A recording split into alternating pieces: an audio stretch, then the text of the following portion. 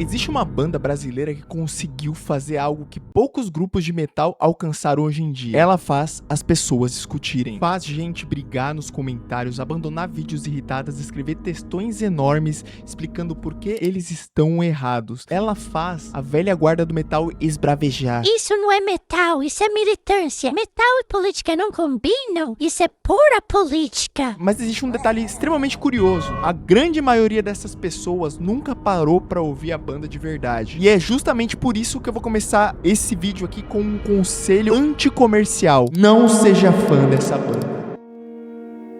Pelo menos não antes de entender o porquê que ela incomoda tanta gente. Porque quando você descobre a história do Black Pantera, percebe que a discussão nunca foi sobre música. E talvez o problema não seja a banda. O problema talvez seja aquilo que ela te obriga a pensar e te mostra. E quando um grupo faz isso, ele deixa de ser apenas uma banda e ele se torna um símbolo. Fica comigo até o final do vídeo, você vai entender e já deixa o seu like aí. Vamos conversar sobre isso.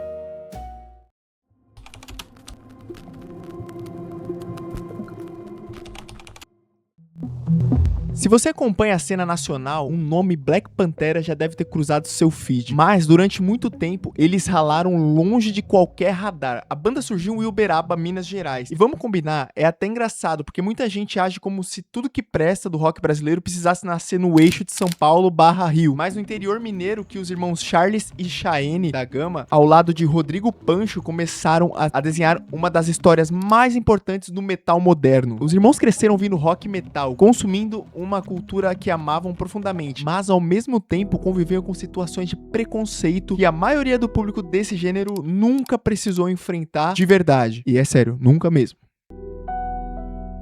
Essa dualidade moldou a essência do trio. Black Pantera não nasceu apenas de uma paixão pelos riffs, nasceu da necessidade visceral de transformar vivências reais em uma arte. A proposta era um soco, misturar groove no metal, crueza do hardcore, a velocidade do thrash, mas principalmente injetar a verdade. Enquanto muitas bandas escreviam sobre monstros, dragões, guerras distantes, demônios, o Black Pantera escrevia sobre o que via na esquina de casa: o racismo, a desigualdade, a violência institucional. E é aí que o bicho pegou, né?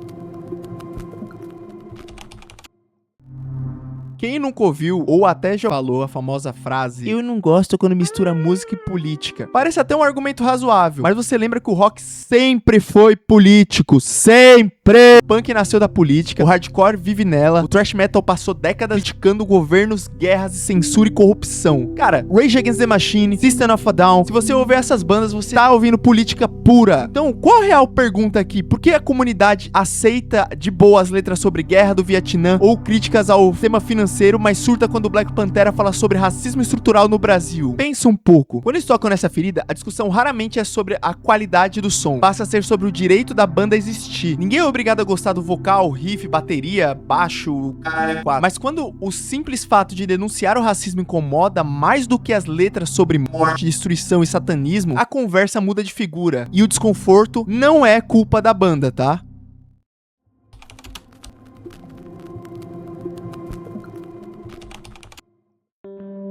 Existe uma armadilha enorme aqui, focar tanto nas letras e esquecer de analisar o som. Mas vamos falar sobre a música e porque tecnicamente os caras são um absurdo. O baixo do Chayenne não é só coadjuvante, ele soa como um soco na boca do estômago, instalado e pesadaço. O riff do Charles carrega um groove difícil de construir, os refrões grudam na cabeça na primeira audição, e a bateria do Pancho amarra tudo com uma precisão cirúrgica. E o maior mérito do Black Pantera, eles conseguem soar genuinamente brasileiro. Eles não tentam ser uma cópia de, sei lá, uma banda americana com fórmulas importadas. Eles têm identidade. E no metal moderno, identidade é o artigo mais caro do mercado. E não é à toa que eles deram super certo assim. Quando você ouve o começo de uma música, você sabe que é do Black Pantera. E ó, dica aqui ó, minha. Eu já assisti diversos shows do Black Pantera. Não lembro quantos foram na real. Mas cara, sem sombra de dúvidas, é um dos melhores shows de metal brasileiro. Porque nunca é igual. Cada vez que eu assisto um show deles, é melhor que o outro. Só assiste o show deles. Se tiver algum show na cidade de vocês, ou aqui em São Paulo, cara, tenta assistir.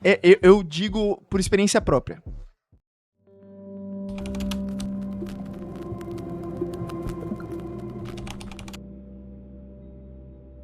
Cara, não acho que eles foram um fenômeno do dia pra noite. Foram anos de estrada, festivais independentes, palcos minúsculos, tocando por, sei lá, aquele rolê todo de tocar por breja em barzinho. A rotina clássica do underground brasileiro. E nada veio de graça, né? A banda foi cavando seu espaço, show após show, até que o jogo virou, mas a visibilidade gerou mais críticas. Quanto mais a internet tentava diminuir os caras, mais a curiosidade do público aumentava sobre eles. E quem dava play percebia que ali havia muito mais do que polêmica de Twitter. Até que nos últimos anos eles romperam a bolha do metal, chegando nos maiores festivais do país e veículos de imprensa que normalmente ignoram guitarras distorcidas. E aqui vai uma curiosidade engraçada, é que graças ao Black Panther eu apareci na Globo. Olha esse vídeo aí, a gente mochando. Mas enfim, voltando. O ápice disso vem em 2024. Black Panther virou assunto nacional ao ser citado em peso por estudantes nas redações do Enem. Cara, para pra pensar. Quantas bandas de metal brasileiro na história chegaram a ser mencionadas no Enem? Ou em qualquer redação de universidade? Cara, eu acho que só o Sepultura, e olhe lá ainda se o Sepultura foi citado.